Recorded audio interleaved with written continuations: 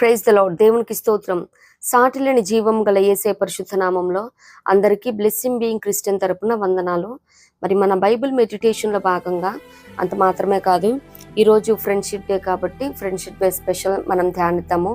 మరి ఈ స్నేహితులు అనే మాట మీద, స్నేహబంధం అనే మాట మీద అనేక మంది అనేక రీతులుగా మరి బోధించడం జరుగుతూ ఉన్నది. బట్ దేవాది దేవుడు స్నేహితుడా అని పిలుచు సందర్భాన్ని పరిశుద్ధ గ్రంథం నుంచి కొన్ని లేఖనాలు ధ్యానిద్దాము.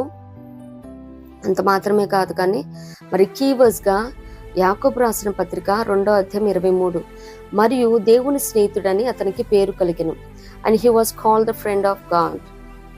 అంటే యాక్చువల్లీ ఇహలోక పరంగా ఆ friend is need in friend deed అంటారు కదా. అంటే అవసరతలో మన పక్క నుండి సహాయం చేసేవాడే నిజమైన స్నేహితుడని. మరి దేవుడైతే మనకి పేరెంట్స్ని, ఫ్యామిలీని, మనకి సిబ్లింగ్స్గా అంటే తమ్ముడు, అక్క, అన్న, చెల్లి, అమ్మ, నాన్న, ఈ బంధాలని ఆయన సెట్ చేశారనమాట. ఈ స్నేహ బంధాన్ని మాత్రం మన ఓన్ చాయిస్కి ఇచ్చారనమాట. మరి చిన్నప్పటి నుంచి మన టేస్ట్ తగ్గట్టు, మన ఫీలింగ్స్ తగ్గట్టు, మన స్థితి స్తోమతకు తగ్గట్టు, మన ఆలోచనలకు అనుగుణంగా మనమే ఫ్రెండ్స్ని సెట్ చేసుకునే గొప్ప భాగ్యాన్ని, వరాన్ని దేవాది దేవుడు మన చాయిస్కి ఇచ్చినాడు అనమాట. మీరే చూస్ చేసుకోండి మీ స్నేహితులని. అంత మాత్రమే కాదు కానీ మరి స్నేహితులంటే మరి కొంతమంది గొప్పవారు ఉంటారు. కింద ఉన్న వాళ్ళు ఏంటంటే దీనంగా, మనం స్కూల్స్లో కూడా రిచ్ కిడ్స్ ఏంటంటే రిచ్ కిడ్స్తోనే ఫ్రెండ్షిప్ చేస్తూ ఉంటారు. మరి ఆ స్కూల్లో ఆ క్లాస్లో ఉన్న ఇంకో కేటగిరీ వాళ్ళు ఏమనుకుంటారంటే వాళ్ళు నాతో కూడా ఫ్రెండ్షిప్ చేస్తే బాగుండు మరి అని ఆశపడతా ఉంటారు. మరి అలాంటిది దేవాది దేవుడు విడిచిపెట్టకూడని భాగ్యం అని ఎంచుకొనలేదు. కానీ ఆ పరలోక రాజ్యాన్ని, పరమ తండ్రిని విడిచిపెట్టి నీతో నాతో స్నేహం చేయటానికి ఆయన ఒంటరిగా మరి బేబీ జీసస్గా, మరి శిశువుగా మొదటి రాకడలో ఆయన వచ్చి ఉన్నాడు. దేవునికి స్తోత్రం. ఇంత చక్కటి బంధాన్ని దేవుడు మనకి ఇచ్చినాడు. మరి పరిశుద్ధ గ్రంథంలో కూడా అనేకమైన స్నేహ బంధాలు మనం చూస్తూ ఉంటాము. మరి కింగ్ డేవిడ్, అలాగే యోనతాన్ గారు కూడా మరి ఎంత చక్కటి మంచి స్నేహితులుగా మనం చూస్తూ ఉంటాం. ఇంకా అనేకమైనవి స్నేహితులుగా కలిగి ఉన్నారు. బట్ స్టిల్ మరి దేవాది దేవుడు స్నేహితుడా అని పిలిచే సందర్భాలని పరిశుద్ధ గ్రంథంలో నుంచి మనం ధ్యానిద్దాము. అంత మాత్రమే కాదు కానీ మరి ఫ్రెండ్షిప్ కూడా ఎక్రనిమ్ ఉంది. డిఫరెంట్ కైండ్స్ ఆఫ్ ఎక్రనిమ్స్ ఫ్రెండ్స్కి ఇచ్చారు. బట్ స్టిల్ ఒకటి చూద్దాము. FRIENDS friends. F stands for fight for you, respect you, include you, encourage you, need you, deserve you, stand by you. మరి నీ కోసం ఏదైనా పోరాడి ఇచ్చేవాడు అంట స్నేహితుడు అంటే. నిన్ను గౌరవించేవాడు, విలువిచ్చేవాడు, అన్ని పరిస్థితుల్లో కూడా మరి ఏ కార్యమైనా నిన్ను జత చేసుకునేవాడు, నిన్ను ఎంకరేజ్ చేసేవాడు, ప్రోత్సహించేవాడు, నీ అవసరతలు నిలిచేవాడు, నువ్వు కావాలనుకునేవాడు, డిజర్వ్ యూ, స్నేహితుడిగా ఉండటమే భాగ్యమని ఎంచుకునేవాడు, అన్ని వేళలా నీ ప్రక్కన నిలిచేవాడే స్నేహితుడు అంటే. మరి ఇవి మనం అన్ని కూడా మనం ఏసే దగ్గర చూడగలుగుతాం అన్నమాట. మనల్ని ఈ ఫైట్ ఫై అంటే మరి ఉత్తరవాది, మనకి తండ్రి యొద్ద ఆయన నుండి మరి విజ్ఞాపన చేస్తూ ఉన్నాడు మన కోసమే. అంత మాత్రమే కాదు కానీ రెస్పెక్ట్ యూ అంటే మరి మనం ఎంతవారమండి, మనతో స్నేహం చేయడానికి వచ్చారు, స్నేహితుడు అని పిలుస్తూ ఉన్నాడు. దేవునికి స్తోత్రం. అంతకంటే విలువిచ్చేది ఏముంది?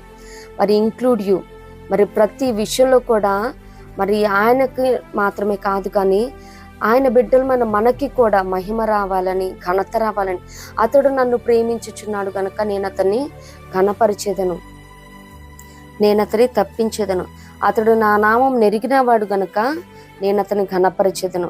మరి అన్ని విషయాల్లో కూడా మనల్ని కూడా ఘనత వహించేటట్టు చేసే దేవుడు అన్నాడు.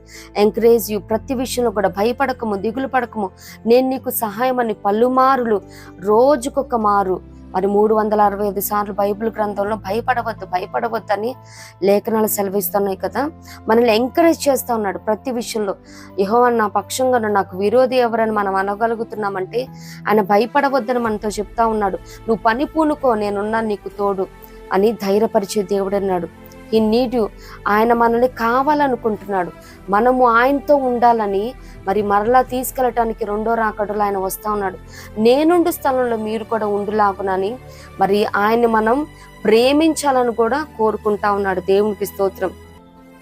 డిజర్వ్ యూ అంటే ఒక యోగ్యమైన మంచి పాత్రగా నువ్వు నేను ఉండాలని అనేకమైన అవకాశాలను దేవుడు మనకి మరి క్షేమాభివృద్ధిని కలుగు చేసే మార్గంలో నేను నీకు ఉపదేశం చేస్తా, నేను నిన్ను రక్షిస్తా, నేను నిన్ను స్వస్థపరుస్తా, నేను నిన్ను బాగు చేస్తా, నేను నిన్ను దీవిస్తా, కాపాడుతా అని అనేక రీతిలుగా మరి ఆయన మనతో మాట్లాడుతూ ఉన్నాడు. దేవునికి స్తోత్రం.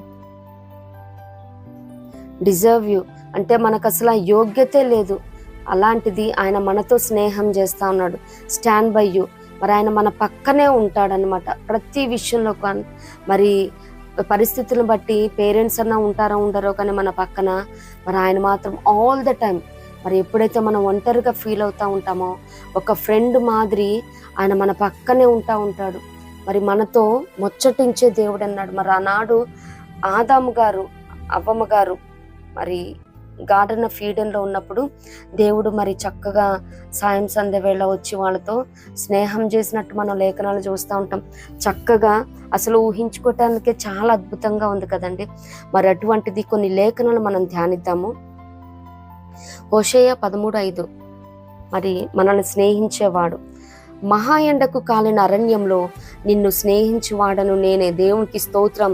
మరి ఎండ అంటే శ్రమకి, శోధనకి, కష్టాలకి, నష్టాలకి, వ్యాధి బాధలకి సాదృశ్యంగా ఉన్నది.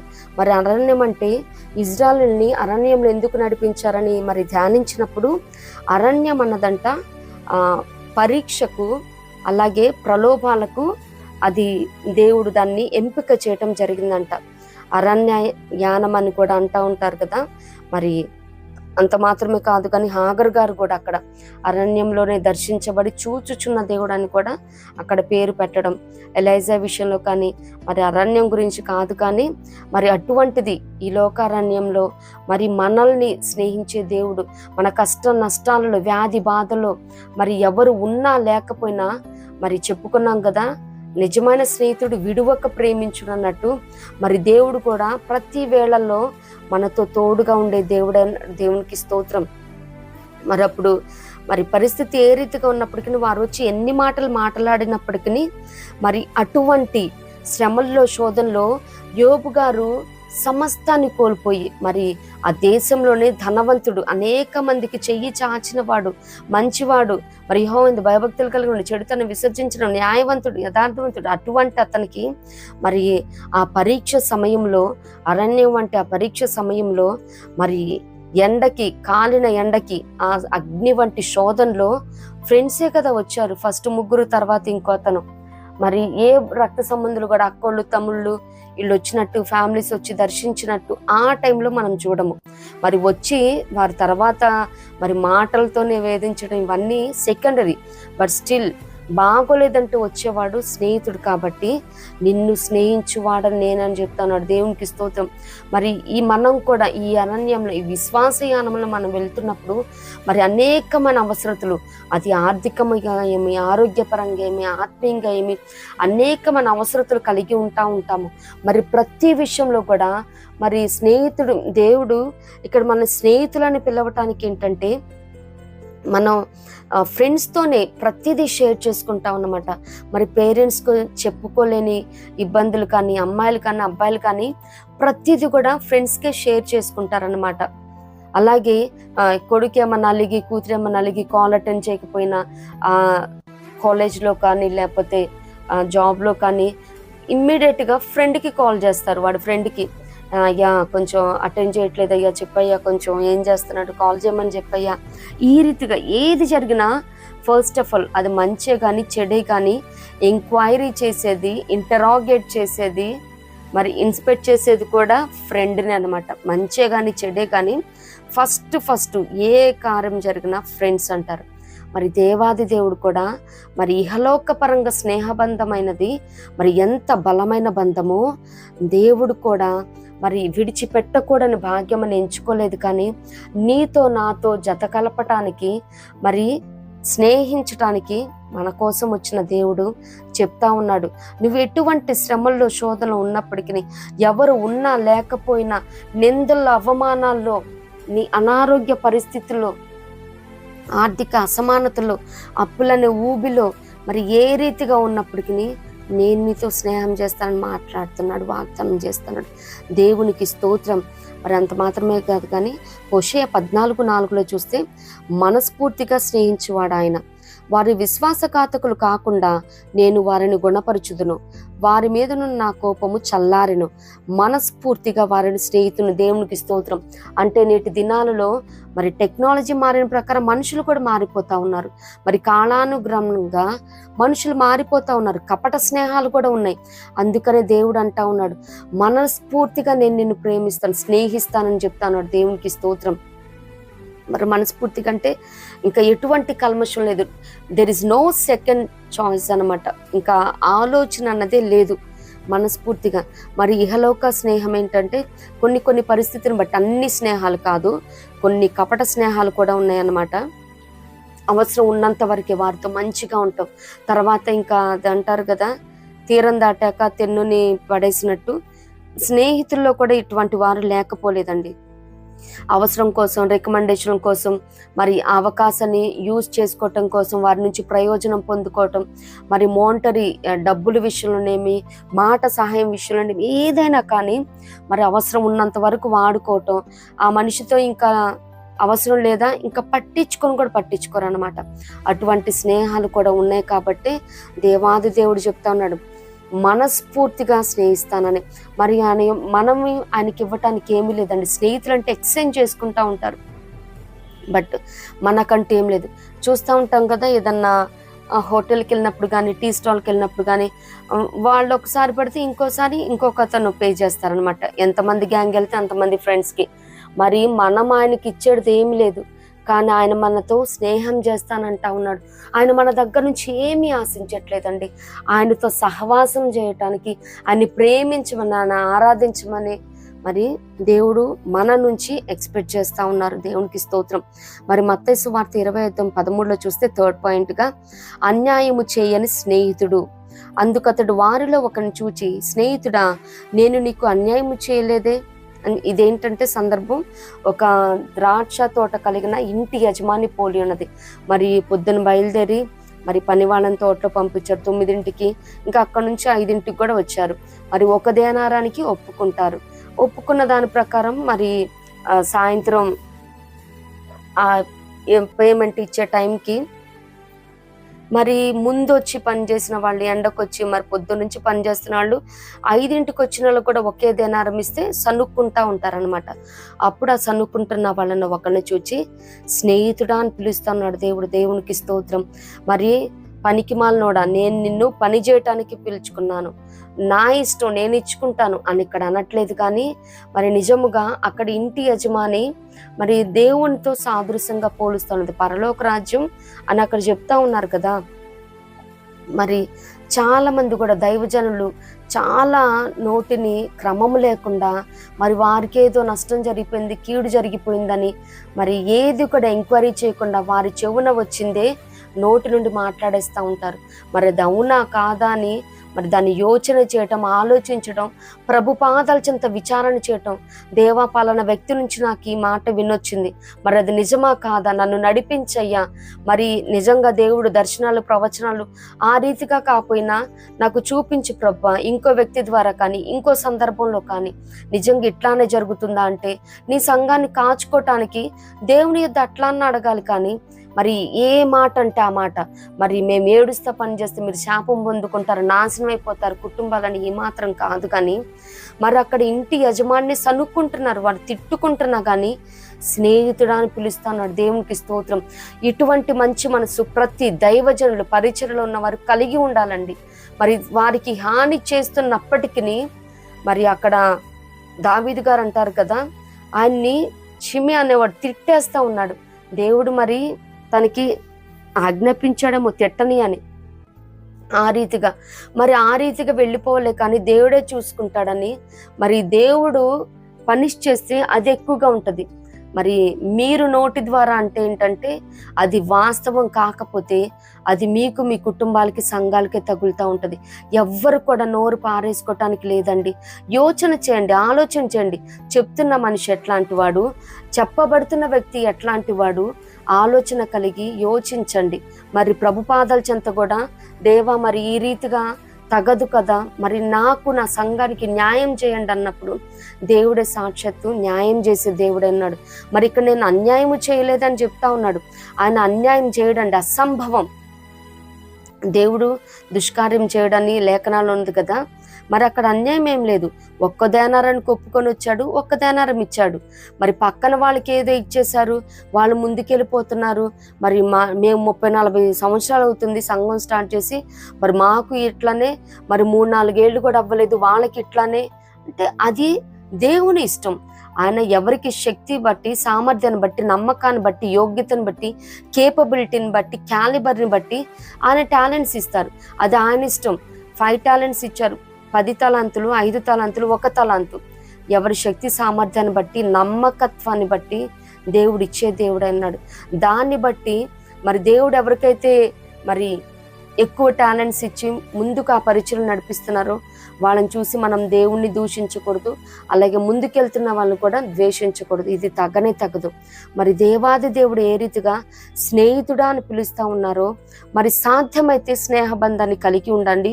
లేదు నిజంగా మనసు కష్టపెట్టుకుంటే ప్రభు పాదాల చెంత అడిగి, దేవా నాకు ఆ మనసును తీసివేయ్యా, లేదా వారిలో మంచి మనసును పుట్టించాయని ప్రార్థన చేసుకోవటం, ఒకరినొకరు క్షమించుకుంటూ, సహించుకుంటూ ఈ విశ్వాస యాత్రలో ముందుకెళ్ళటమే. దేవునికి స్తోత్రం.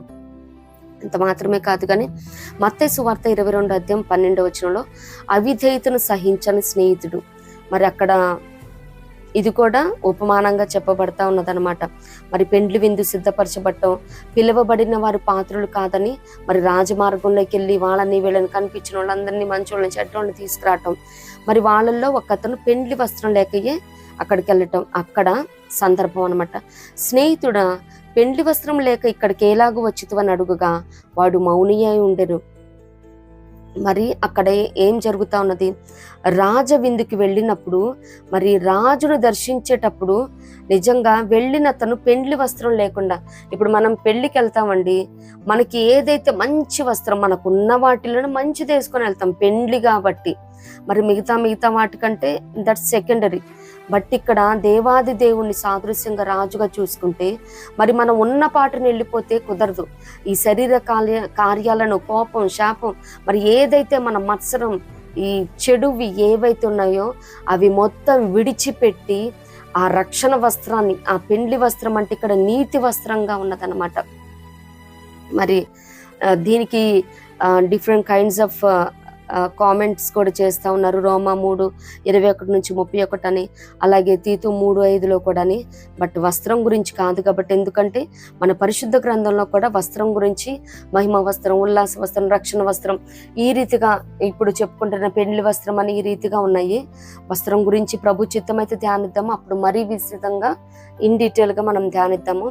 బట్ ఇక్కడ మరి మనం రాజుని దేవునితో పోల్చుకుంటే, మరి తన్ని విందుకెళ్తున్న అతను ఒక పాపాత్ముడిగా చూస్తే, మరి ఎవరు కూడా ఉన్నపాటుగా ఆ రీతిగా ప్రభు దర్శనం చేయలేము. మరి ఆయన రాకడ సమయంలో ఎత్తబడాలంటే, ఆయన ముఖ దర్శనం చెయ్యాలంటే నిత్యముగా మనం నీతి వస్త్రాన్ని ధరించుకోవాలి. ఆ నీతి క్రియలను కలిగి ఉన్నప్పుడు మాత్రమే మనం ఆయన ముఖ దర్శనం చేయగలం. దేవునికి స్తోత్రం. మరి అటువంటి వాడిని కూడా స్నేహితుడా అని పిలుస్తా ఉన్నాడు దేవాది దేవుడు. దేవునికి స్తోత్రం. మరి చాలా మంది ఏంటంటే ఎవరన్నా చూస్తే ఆడ పెద్ద పనికిమాలినోడు, దుర్మార్గుడు, దుష్టుడు అని ఇంకా ఏ మాట అంటే ఆ మాట అనేస్తూ ఉంటారు. కానీ మరి అవిధేయత చూపించాడు, అంతే కదా. రాజు పిలిచినప్పుడు ఆ రాజుకి మాటకి విధేయత చూపిస్తే తనకున్న వాటిల్లో మంచిగా తీసుకొని వెళ్ళేవాడు. మరి ఇహలోక పరంగా కూడా మరి విల్లింగ్నెస్ చూపిస్తా ఉన్నది. అతను ఇష్టపడి వెళ్ళినట్లయితే మరి వస్త్రాన్ని మార్చుకొని వెళ్ళేవాడు. మరి రాజమార్గంలో తిరుగుతూ ఉన్నాడు, అంతే వచ్చేసాడు. అయ్యా ఉండండి అయ్యా, మరి రాజుగారి దగ్గర కదా నేను సిద్ధపాటు పడి వస్తానయ్యా అని చెప్పటం కూడా లేదు, ఉన్న పాటనే వెళ్ళిపోయారు. మరి అలా దాని తర్వాత ఏమవుతుంది? మరి అక్కడ చీకటిలోకి త్రోసివేయమని చెప్తారనమాట. అలాగే మరి ఎవరమైనా కానీ దేవుని దర్శనానికి వెళ్ళేటప్పుడు మరి ఆ నీతి క్రియలను కలిగి ఉండాలి, నీతి వస్త్రాలను ధరించుకుని ఉండాలి. అలాగే రాజు ఏ రీతిగా స్నేహితుడా అని సంబోధిస్తూ ఉన్నారో అటువంటి పరిస్థితులు ఎవరన్నా ఉన్నప్పటికీ అరే వేస్ట్ ఫెలో అని, దుర్మార్గుడని, దుష్టుడని, పాపాత్ములని ఈ రీతిగా కాదు, కానీ మరి యేసయ్య ఏ రీతిగా ప్రతి పరిస్థితిలో మరి ఇంతకు ముందు చూసుకున్నాం కదా, మరి అన్యాయం చేయలేదని అక్కడ చెప్తున్న సందర్భంలో స్నేహితుడు అని పిలిచినట్టు మరి ఇక్కడ కూడా అవిధేయతను చూపించినప్పటికీ, తన మాటకి విధేయత చూపించకపోయినప్పటికీ అక్రమంగా, అంటే క్రమం ఏంటి, రాజును దర్శించాలంటే ఆ క్రమం అన్నది ఫాలో అవ్వాల్సింది. తను అది చేయకపోయినప్పటికీ స్నేహితుడాన్ని సంబోధిస్తూ ఉన్నాడు. మరి మన సంఘంలో కానీ, మరి మనం పనిచేస్తున్న వాళ్ళని కానీ, ఇంట కానీ ఎవరైనా కానీ అవిధేయత క్రియ చేస్తున్నప్పుడు వాళ్ళని వేస్ట్ ఫెలో అని తిట్టడం కానీ, మరి దూషించడం, శపించడం కాదు, కానీ మరి మంచి మనస్సాక్షి కలిగి, మంచి మరి మాటే గాయాల్ని కడుతుందండి. ఏదో పెద్ద పెద్ద మెడిసిన్ వేసేసి అది చేసి ఇది చేసేసి కాదు. Our words binds the wounds. మన మాటలు మరి గాయాన్ని కట్టేడుగా ఉంటుంది. అటువంటి మంచి మాటలు మాట్లాడి మరి ఇతరులో మంచి మార్పును తీసుకురావాల్సిన వారు. మరి లేఖనాల్లో కూడా ఉంటుంది కదా, మరి భార్య ప్రవర్తనను బట్టి వాక్యము లేకుండానే భర్తను రాబట్టుకోవచ్చు అంట. మరి తన ప్రవర్తనను బట్టి వాక్యం ఏం చెప్పకుండానే చక్క ప్రార్థన చేసుకోవటం, అమ్మాయి డిసిప్లిన్గా ఉంటాం, మరి అత్తమామలు ఏమన్నా కానీ, ఆడపడుచులు ఏమన్నా కానీ మరి తల వంచుకొని మరి భర్త అన్ని అబ్జర్వ్ చేస్తూ ఉంటారు. మా అమ్మ మా నాన్న ఇన్ని ఆరాలో పెడుతున్నా కానీ, మరి మా చెల్లి ఈ రీతిగా చేస్తున్నా, మా అక్క ఇలా చేస్తున్నా, మా తమ్ముడు ఇలా ఉంటున్నా కానీ మరి నోరు మెదపట్లేదు, పనంతా తనే చేస్తుంది, ఈ రీతిగా అబ్జర్వ్ చేస్తూ ఉంటారు. కాబట్టి అయితే నిజంగా తిన ప్రార్థన జీవితం, భక్తి జీవితం బహు పవిత్రమైనది, శ్రేష్టమైనదని తను కూడా రావటానికి ఉంటుంది అనమాట. మరి మనం కూడా మనుషులను సంపాదించుకోవాలంటే మన మాట, నోటి మాటను బట్టి, మరి చాలా మంది సంఘాల్లో కూడా వెళ్తూ ఉంటే ఎప్పుడు తిట్టేయటం, మరి సంఘస్థుల్ని కానీ మరి పరిచారకుల్ని వీళ్ళని తిట్టేస్తూ ఉంటే వారి మనస్సు నొచ్చుకుంటా ఉంటుంది. మరి ఏ రీతిగా దైవజనులు ఏడుస్తూ పనిచేస్తే మరి శ్రేయస్సు కాదో విశ్వాసుల కుటుంబాలకి, మరి అక్కడ పరిచయం చేస్తున్న విశ్వాసులు కన్నీరు పెట్టుకున్నా కానీ దేవుడు చూడడు కదా. సో ప్రతి ఒక్కరు కూడా మరి మంచి మాట తీరును కలిగి ఉండాలన్నమాట. ఒక్కొక్కళ్ళ నోటికి దడిచే చాలా మంది సంఘాలకి రావటం మానేస్తూ ఉంటారండి. అమ్మో ఆ పాస్టమ్ గారు, అమ్మో వాళ్ళ పిల్లల, అమ్మో వీళ్ళ, ఆ సంఘ పెద్దల, బాబోయ్ వాళ్ళు ఇంకా మైకు దొరికిందంటే ఇంకా తిట్టడమే స్టార్ట్ చేస్తారు. అంటే తిట్టే మాటలు కూడా, అంటే కన్స్ట్రక్టివ్ వర్డ్స్ కూడా కావాలి. ఎందుకనగా దేవుని వాక్యము సజీవమై బలము గలది, రెండంచుల వాడిగల ఎటువంటి కథము కంటే అని మరి మూలుగున్న ఎముకలు విభాజించినంత మట్టుకు దూరుచు, మరి మన ఆలోచనలు మూలుగులను ఇవన్నీ శోధిస్తూ ఉంటుంది. అలాంటి వాక్యం కూడా కావాలి. బట్ చెప్పే విధానం కూడా ఉంటుంది అన్నమాట. దాని ప్రకారంగా మరి ప్రతి ఒక్కరు కూడా సంఘాలనేమి, కుటుంబాలనేమి కట్టుకోవాల్సిన బాధ్యత ఉన్నది. మరి ఎటువంటి అన్యాయం, అవిధేయత కార్యం జరిగినా కానీ మరి దేవాది దేవుడు స్నేహితుడని సంబోధిస్తున్నట్టు మరి ప్రతి ఒక్కరు కూడా నోటిని కాచుకోవాలి, స్నేహితులుగా ఎంచాలి. ఇక్కడ స్నేహితులు అంటే ఏంటి, మరి ఈక్వల్ పొజిషన్ ఉన్న వాళ్ళని పిలుస్తూ ఉంటారు. అంతేగాని మేము ఎక్కువ, మీరు దిగువన ఉన్నారని మాత్రం కాదు. మరి 5th వన్ చూసినట్లయితే లూకా సువార్త 12:4-5, మరి శిష్యులను ప్రేమించి స్నేహితులన్న యేసయ్య. నా స్నేహితులను మీతో నేను చెప్పున్నదేమనగా, దేహమును చంపిన తరువాత మరేమీ చేయనేరని వారికి భయపడుకుడి. ఎవనికి మీరు భయపడవలెనో మీకు తెలియజేయుదును. చంపిన తర్వాత నరకములో పడద్రోయే శక్తి గల వానికి భయపడుడి, ఆయనకే భయపడుడని మీతో చెప్పుచున్నాను. దేవునికి స్తోత్రం. మరి యేసయ్య సాక్షాత్ దేవాది దేవుడు అయినప్పటికీ స్నేహితులారని పిలుస్తూ ఉన్నారండి శిష్యుల్ని. మరి ఇక్కడ గురు శిక్ష బంధాన్ని మనం చూడట్లేదు. మీరు గురువులని పిలిపించుకోవద్దంటా ఉన్నారు. మరి చాలా మంది గురువుని ముంచిన శిష్యులను మరి అంటూ ఉంటారు. కానీ ఇక్కడ యేసయ్య గురు శిష్య బంధాన్ని కాదు కానీ స్నేహ బంధాన్ని చూపిస్తా ఉన్నాడు. దేవునికి స్తోత్రం. మరి ఆయనతో ఈక్వల్గా ఆయన శిష్యులు చేస్తూ ఉన్నారు.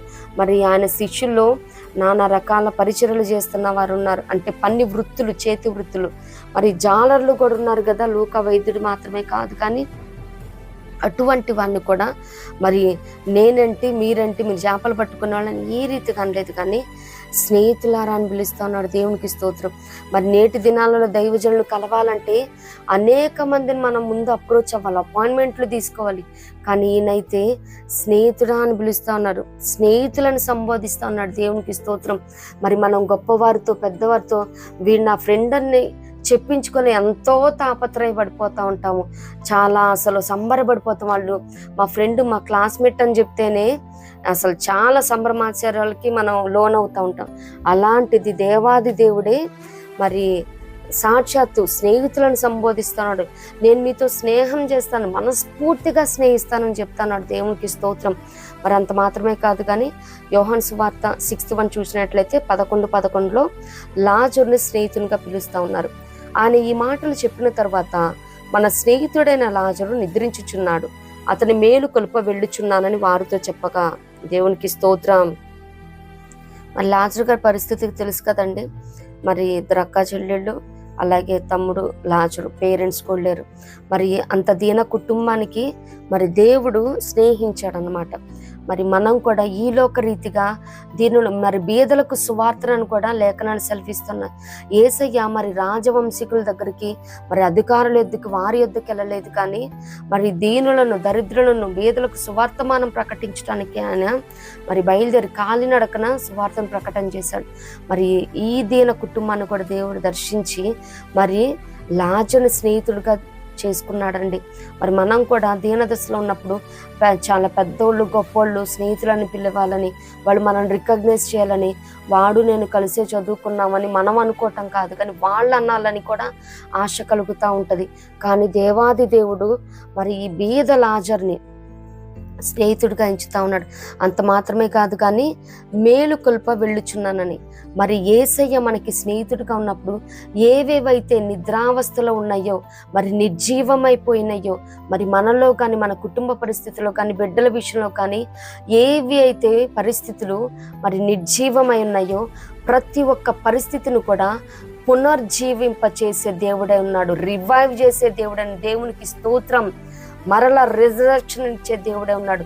రిజరక్షన్ పవర్తో ప్రతి ఒక్క దాన్ని కూడా మరి ఉజ్జీవింపచేసి జీవింపచేసే దేవుడు అన్నాడు. దేవునికి స్తోత్రం. మరి ఏవేవైతే కార్యాలు ఇంకా ఇది అవ్వదు, ఇంకా నా వల్ల కాదు, నా శక్తి వంచన లేకుండా నేను చేసి ఉన్నాను, అయినప్పటికీ ప్రతిఫలం మేలు పొందుకోక నేను అనేకమైన మాటలు పడాల్సి వస్తుంది, నిందలు, అవమానాలు, నేను మేలు చేసి కీడును అనుభవిస్తూ ఉన్నాను. మరి నేను లేని వారికి ఇటువంటి పరిస్థితిలో నా రక్త సంబంధులకి నేను సహాయం చేశాను, నా పరిస్థితికి వచ్చేసరికి ఇంత అన్యాయం జరుగుతూ ఉన్నది, ఇంత మోసపుచ్చుబడతా ఉన్నాను అని ఎవరైతే బాధపడతా ఉన్నారో, మరి పరిచర్యల విషయంలో కూడా నేను సంఘానికి ఎంతో చేశాను, బట్ ఇప్పుడు ఈ పరిస్థితి వచ్చేసరికి నన్ను అందరూ అవాయిడ్ చేసేసారు, నన్ను వెలివేసిన పరిస్థితి పొంది సంఘంలో, సమాజంలో నేను కంపెనీకి ఎంతో పని చేశాను, నన్ను ఈ రీతిగా చేశారు, నాకు సరైన స్థానం ఇవ్వలేదు, ప్రమోషన్ ఇవ్వలేదు, ఇంక్రిమెంట్ లేదు, ఇన్సెంటివ్ లేదు, నన్ను ఎవరు రికగ్నైజ్ చేయలేదు. నీ కుటుంబంలో కానీ, సంఘంలో కానీ, సమాజంలో కానీ ఎక్కడ ఏదైనప్పటికీ దేవుడు సమస్తం చూస్తూ ఉన్నాడండి. ఆయన ప్రతి పరిస్థితిని మేలుకొలిపే దేవుడే ఉన్నాడు, పునర్జింపజేసే దేవుడే ఉన్నాడు, రివైవ్ చేసే దేవుడు అన్నాడు. దేవునికి స్తోత్రం. ఏ మాత్రం కూడా వాళ్ళు రికగ్నైజ్ చేయలేదు, వీళ్ళు రికగ్నైజ్ చేయలేదు, నేను ఇంకా నా పరిస్థితి ఇంతే, మరి చచ్చిన కుక్కననే నేను పడి ఉంటా ఉన్నాను, అయినప్పటికీ నన్ను చూసే దిక్కే లేదు అని ఈ రీతిగా ఎవ్వరు కూడా అనుకోవాల్సిన అవసరమే లేదండి. దేవుడు మనతో స్నేహం చేస్తే ఆ ప్రతి పరిస్థితిని కూడా మేలు కొలిపే దేవుడే ఉన్నాడు. మరి పరిచర్లో ఉన్నవారు కూడా, మరి నేను అనేకమైన పోరాటాల మధ్య, మరి ప్రయాణాల మధ్య నా వయసు సహకరించకపోతున్నప్పటికీ పరిచర్య నమ్మకంగా చేస్తా ఉన్నాను, ఏ మాత్రము ఫలము లేదు. మరి నా కుటుంబం కోసం నేను ఇంత ప్రయాసపడతాను, నాకు ఎక్కడ ఇంత బయట ఎక్కడ రెస్పెక్ట్ లేదు, మరి నేను క్షేమాన్ని చూడలేకపోతానని, ఎక్కడికి వెళ్ళినా కానీ నిందలు, అవమానాలు, మోసాలు, అన్యాయమే జరుగుతూ ఉన్నది అని ఎవరైతే బాధపడతా ఉన్నారో, దేవుడు మనల్ని స్నేహిస్తే, ఆయన మనల్ని స్నేహితులుగా భావిస్తే నిత్యముగా ఆయన ప్రతి పరిస్థితిని కూడా మేల్కొల్పి ఆ ప్రతిదీ కూడా ప్రాసెస్ చేసే దేవుడు అన్నాడు. దేవునికి స్తోత్రం. మరి మనం కూడా ఆయనతో స్నేహం చేయబద్ధులమై ఉన్నాం. మరి అంత మాత్రమే కాదు, కానీ యోహాను సువార్త 15:15 7th పాయింట్లో దాసులను స్నేహితులుగా పిలుస్తా ఉన్నాడు. దేవునికి స్తోత్రం. దాసుడు తన యజమానుడు చేయు దానిని ఎరుగడు గనుక ఇక మిమ్మును దాసులను పిలువక స్నేహితులని పిలుచుచున్నాను. ఎందుకనగా నేను నా తండ్రి వలన వినిన సంగతులన్నిటినీ మీకు తెలియజేసి తిని. దేవునికి స్తోత్రం, హల్లెలూయా. నిజమే కదా, మరి యజమానుడు ఎక్కడికి వెళ్తున్నాడు, ఏం చేస్తున్నాడు అన్నది దాసులకి తెలియదు, తెలియాల్సిన అవసరం కూడా లేదు. మరి ఆ రిలేషన్ కూడా, దాసుడు యజమానుడు అన్న రిలేషన్ కూడా చాలా గ్యాప్ ఉంటుంది అన్నమాట. మరి ఆ రీతిగా కాకుండా దాసులను పిలువక స్నేహితులను పిలుచుచున్నాను. ఇంకా స్నేహితుడు అంటే ఏంటి, అన్ని షేర్ చేసేసుకుంటారు కదా, ఫ్రెండ్స్ మధ్య ఏ సీక్రెట్లు ఉండవండి. మరి ఆ రీతిగానే దేవుడు కూడా నా తండ్రి వలన వినిన సంగతులన్నిటినీ మీకు తెలియజేసేసాను, నేను మొత్తం చెప్పేశాను. నా డాడీ నన్ను పంపించేటప్పుడు ఏమేమి చెప్పాడో అవన్నీ నేను మీకు చెప్పేశాను. ఇంకా మీకు నాకు అరమరిక ఏమీ లేదు, మొత్తం చెప్పేశాను. అదే దాసుడు అయితే యజమాని ఏం చెప్పడు కదా, ఏం బిజినెస్ చేస్తున్నాడు, ఏం చేస్తున్నాడు, ఎక్కడికి వెళ్తున్నాడు, ఇవేం చెప్పడు. దాసుడు కాబట్టి పన్నోడికి ఏం చెప్తారు. అలా కాకుండా మరి నిశ్చయముగా మనతో స్నేహం చేశాడు కాబట్టి ఆ మాటలన్నీ షేర్ చేశానని చెప్తున్నాడు. మరి ఆదికాండంలో మనం చూస్తాం కదా 18:11, అప్పుడు యెహోవా నేను చేయబోవు కార్యము అబ్రహామునకు దాచెదనా. దేవునికి స్తోత్రం. మరి మనల్ని స్నేహితులుగా భావిస్తూ ఉన్నాడు కాబట్టి అక్కడ అబ్రహాం గారిని స్నేహితుడని భావించాడు కాబట్టి మరి ఆ సొదొమ గొమొర్రా విషయంలో ఆయన తీర్పు ఏమై ఉన్నదో అది చెప్పారు. అది చెప్పిన తర్వాతే కదా మరి లోతు కుటుంబం కోసం విజ్ఞాపన చేయగలిగినాడు. అదే దేవుడు చెప్పలేదు అనుకోండి, మరి సొదొమ గొమొర్రాలో ఆ తీర్పుతో, ఆ ఉగ్రతలో మరి ఆ లోతు కుటుంబం కూడా మరి నశించిపోయి ఉండేది. కానీ దేవాది దేవుడు అబ్రహాం గారిని స్నేహితుడని అనుకున్నారు కాబట్టి ఆయన అక్కడ రివీల్ చేయటం మనం చూస్తూ ఉన్నాము. దేవునికి స్తోత్రం. షేర్ చేయటం చూస్తూ ఉన్నాము. మరి ఆయన కూడా మనకి ప్రతిదీ కూడా బోధించి ఉన్నాడండి. ఆయన మనకి చెప్పాల్సింది ఏమీ లేదు. మొత్తం దేవుడు తనకి ఏదేదైతే అసైన్ చేసినారో అది మొత్తం సంగతులన్నిటినీ మీకు తెలియజేసిదని చెప్తా ఉన్నాడు. దేవునికి స్తోత్రం. మరి ఆయన మనతో ఫ్రెండ్షిప్ చేశాడు. అంత మాత్రమే కాదు కానీ పాపుల స్నేహితుడని మరి మత్తయి సువార్త 11:19 మనం చూస్తాం. సుంకరులకును పాపులకును స్నేహితుడని వారు అనుచున్నారని. మరి ఎవరు కూడా నేటి దినాలలో పాపులంటే అంటే ప్యాంకాట్ ఆడేవాళ్ళు కానీ, తాగుబోతులు కానీ, తిరుగుబోతులు కానీ, వ్యసనాక్రాంతులు కానీ, అలాగే స్మోకింగ్ చేసేవాళ్ళు కానీ, అబద్ధాలు ఆడేవారు కానీ, మరి ఈ రీతిగా ఎవరు కూడా అటువంటి మోసాలు చేసేవాళ్ళతో, అన్యాయస్తులతో కానీ ఎవరు ఫ్రెండ్షిప్ చేయటానికి ఇహలోక పరంలో ఉన్నవారే మరి ఇష్టపడరు. అమ్మో వాడితో సహవాసం చేశానంటే నన్ను కూడా అట్లా అనుకుంటారు, వాడితో పక్కన ఉన్నామంటేనే మనం చెడిపోతాము అని ఈ రీతిగా అనుకుంటా ఉంటారు. మరి ఎవరు కూడా వాళ్ళతో ఫ్రెండ్షిప్ చేయరు. కానీ దేవాది దేవుడైతే మరి పరిశుద్ధుడు, ఆయనైతే పాపుల స్నేహితుడని ఇక్కడ పిలువబడతా ఉన్నారు. మరి అంత మాత్రమే కాదు కానీ యేసయ్య పాపాన్ని ద్వేషించాడు, పాపిని ప్రేమించాడండి. మరి మనం కూడా ఒక వ్యక్తిత్వాన్ని చూడాలి కానీ వారి వ్యసనాలను బట్టి ఆ వ్యక్తిని అండర్ ఎస్టిమేట్ చేయకూడదు. మరి నోటి మాట ద్వారా యేసయ్య స్నేహితుడా అని అక్కడ అన్యాయం చేయలేదని, అలాగే పెండ్లి వస్త్రం లేకుండా వచ్చావని, మరి అవిధేయత చూపించిన వారిని, ఆయన్ని తిట్టుకొని సనుక్కున్న వాళ్ళని కూడా స్నేహితుడని ఏ రీతిగా సంబోధించున్నాడో అటువంటి రీతిగా మంచి మాటలు, మంచి మనస్సాక్షి కలిగి వారిలో కూడా మంచి మార్పుని తీసుకొని రావచ్చు అనమాట.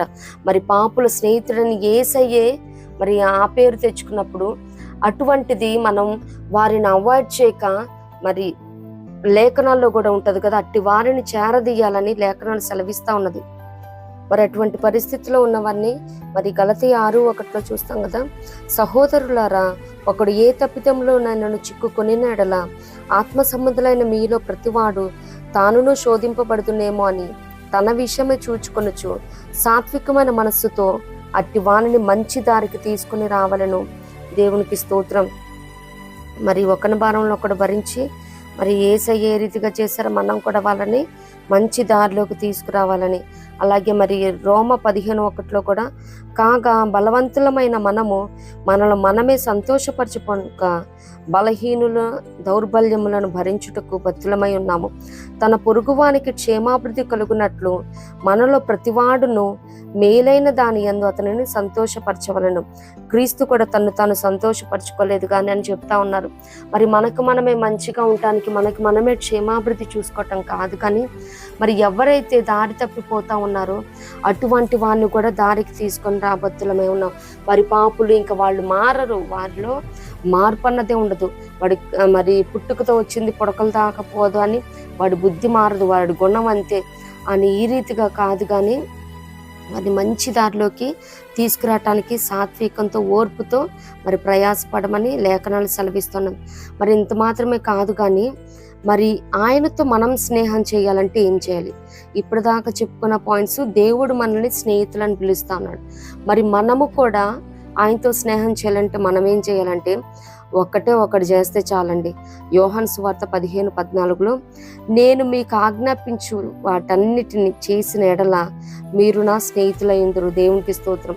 మరి ఆయన ఏమేమైతే మనకు ఆజ్ఞాపించి ఉన్నాడో ఆ ఆజ్ఞలను, విధులను, కట్టడలను, ఆదేశాలను అనుసరించి మరి మేలైన దానిని మనం చేస్తూ ముందుకు వెళ్తున్నప్పుడు, ఆయన మాట ప్రకారం జీవించినప్పుడు ఆయనతో మనం స్నేహబంధాన్ని కలిగి ఉంటాము. ఆయనకి మనం స్నేహితులమై ఉంటాం. దేవునికి స్తోత్రం.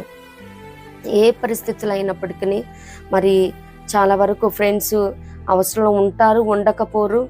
మరి ఇప్పుడు కేరళలో జరుగుతున్న పరిస్థితులను బట్టి ఒక ఫ్రెండ్ ఇంకో ఫ్రెండ్ కాల్ చేసి, అరే నా భార్య బిడ్డల్ని రక్షించవా అని అడిగాడంట. మరి అక్కడ ఉన్న బంధువుల్ని వీళ్ళు ఎవరిని అడగలేదు, కానీ స్నేహితుడిని అక్కడ కోరుతా ఉన్నట్టు మరి ఆ ప్రమాద స్థలంలో ప్రాణాపాయం స్థితిలో కూడా స్నేహితుడికి కాల్ చేయటం చూస్తూ ఉన్నాం. అంటే ఇహలోక పరంగా స్నేహితులకి ఎంత ఇంపార్టెన్స్ ఉందో మరి దేవాది దేవుడు అంతకంటే మనల్ని మనస్ఫూర్తిగా స్నేహిస్తానంటున్నాడు. మహా ఎండకాలిన అరణ్యంలో నిన్ను స్నేహించిన వాడు నేనే అని చెప్తా ఉన్నాడు. మరి అటువంటి కష్ట నష్టాలలో కూడా మరి ఇహలోకమందున్న స్నేహితులు అయినప్పటికీ మనకి మిత్రద్రోహం చెయ్యొచ్చేమో, కానీ దేవుడైతే మనల్ని వెన్నంటి ఉంటానని, మనల్ని స్నేహిస్తానని, మనస్ఫూర్తిగా మనతో ఉంటానని చెప్తా ఉన్నాడండి. దేవునికి స్తోత్రం. మరి ఈ ఫ్రెండ్షిప్ డే సందర్భంగా దేవుడు మనతో స్నేహితులను పిలుస్తున్న లేఖనాలను మనం ధ్యానించున్నాం. అలాగే మనము ఆయనతో స్నేహం చేయాలంటే ఏం చేయాలో కూడా ధ్యానించున్నాము. మరి ఆ రీతిగా ఆయన మనకి ఏదైతే ఆజ్ఞాపిస్తా ఉన్నాడో, నిన్ను వలె నీ పొరుగువాన్ని ప్రేమించమని, నీ పూర్ణ మనసుతో, పూర్ణ ఆత్మతో, పూర్ణ వివేకముతో ఆయన ప్రేమించమని, ఆయన ఆరాధించమని మరి లేఖనాలు సెలవిస్తూ ఉన్నాయి. మరి 10 కమాండ్మెంట్స్ మనం చూస్తూ ఉన్నాము. అంత మాత్రమే కాదు, కానీ ఆయనతో స్నేహము, అలాగే మరి దీవెనల ఆశీర్వాదాలు కావాలన్నా కానీ మరి ద్వితీయోపదేశకాండం 28 మనం 1 నుంచి చూడగలుగుతాం కదా. అక్కడ దేవాది దేవుడే, మరి నీవు నీ దేవుడైన యెహోవా మాట శ్రద్ధగా విని నేడు నేను మీకు ఆజ్ఞాపించుచున్న ఆజ్ఞలన్నిటిని అనుసరించి నడుచుకొని ఎడల నీ దేవుడైన యెహోవా భూమి మీద నున్న సమస్త జనముల కంటే నిన్ను హెచ్చించును అని చెప్తూ మొత్తం బ్లెస్సింగ్స్ ని మరి 1 నుంచి మనం చూడగలుగుతాం అన్నమాట. 14 వరకు అని ఏ రీతిగా మరి ప్రతిదీ, నీ గర్భఫలం, నీ భూఫలం, నీ పశువుల మందలు, టొక్కిదలు, మరి గొర్రె మేకల మందలు, నీ పిండి పిసుకు, గంప, తొట్టె అన్ని దీవించబడతావు. లోపలికి వెళ్ళినప్పుడు, బయటకు వచ్చినప్పుడు దీవించబడతావని ప్రతి ఒక్క మరి ఆయన ఆశీర్వదించి కాపాడునని లేఖనాలు సెలవిస్తూ ఉన్నాయి కదా.